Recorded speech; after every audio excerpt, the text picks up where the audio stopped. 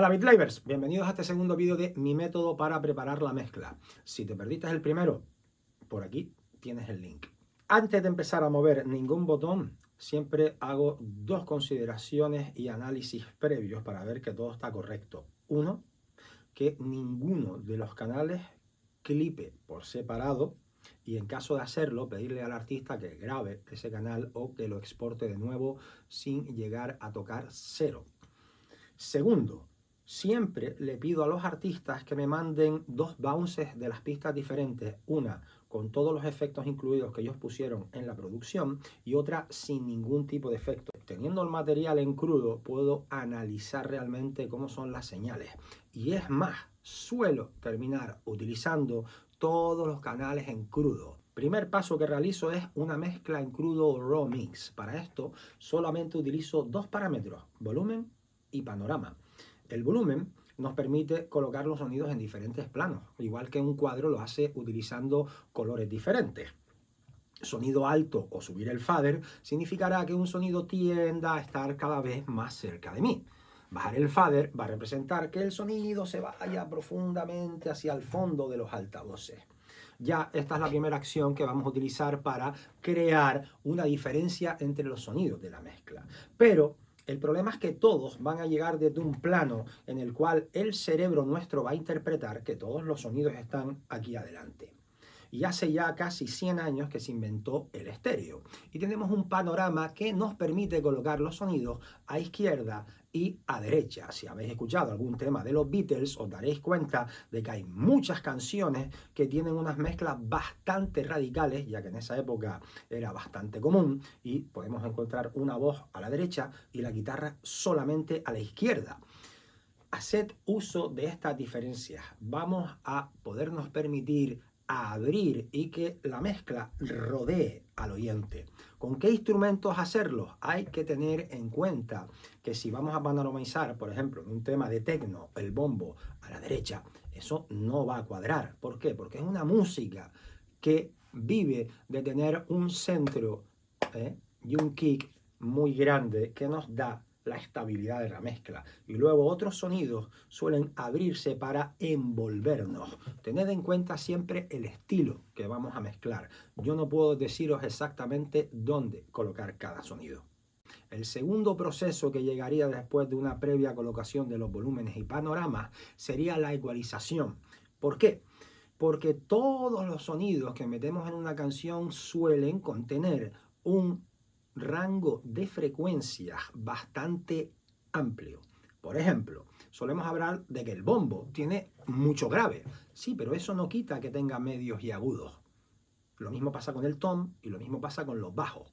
Pues si tenemos un tom y tenemos un bombo y un bajo en la canción, hay frecuencias que no van a ser tan enmascaradas, pero las frecuencias más importantes y más altas de esos instrumentos probablemente van a estar pegándose en algunos sitios, con lo cual la primera tarea con la EQ siempre sería cortar, analizar qué frecuencias se comparten y decidir en qué instrumento vamos a cortar. No es lo mismo mezclar una canción y decidir cortar cierto grave en los bombos que cortarlo en los bajos, porque eso va a dar una sensación diferente en la mezcla. No estoy diciendo ni peor ni mejor, sino simplemente diferente. Y puede ser bueno, pero siempre teniendo en cuenta la índole de la canción. Y eso es algo que ustedes tendréis que descubrir. Tercer paso. Una vez limpiadas esas frecuencias, ya habremos dejado más espacio entre los sonidos para denotar otras cosas.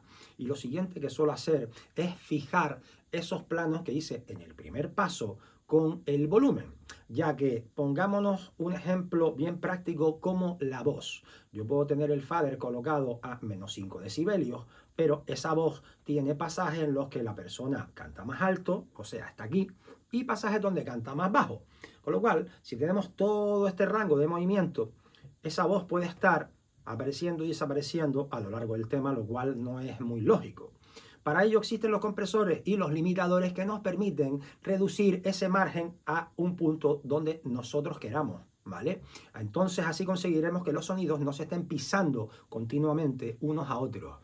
Tip: Cuidado con la cantidad de compresión. Mejor quedarse un poquito corto que no pasarse, porque una de las premisas que hacen que la música sea emocionante son los cambios de dinámica. Intentad no matarlos. El cuarto y último paso serían los efectos.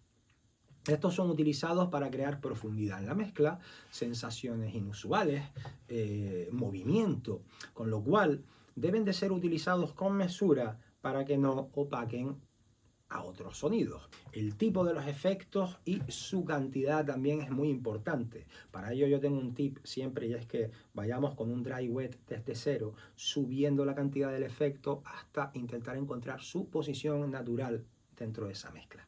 En cuanto a efectos, no hay nada escrito, pero siempre digo lo mismo, y es que tenemos que pensar en la canción que tenemos delante.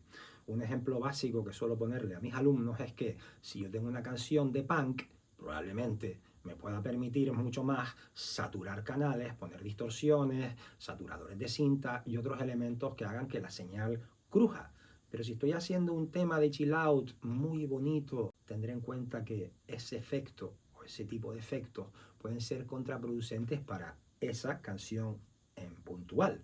O sea que cuántos, qué tipo de efectos y dónde los utilicemos siempre será supeditado al tipo de canción y las sensaciones que queremos sacar de la misma. Como veis, no he entrado en cuestiones demasiado técnicas. Yo soy de los que piensan que todos esos aspectos técnicos van llegando con el tiempo, mientras nos sentamos a practicar una y otra mezcla.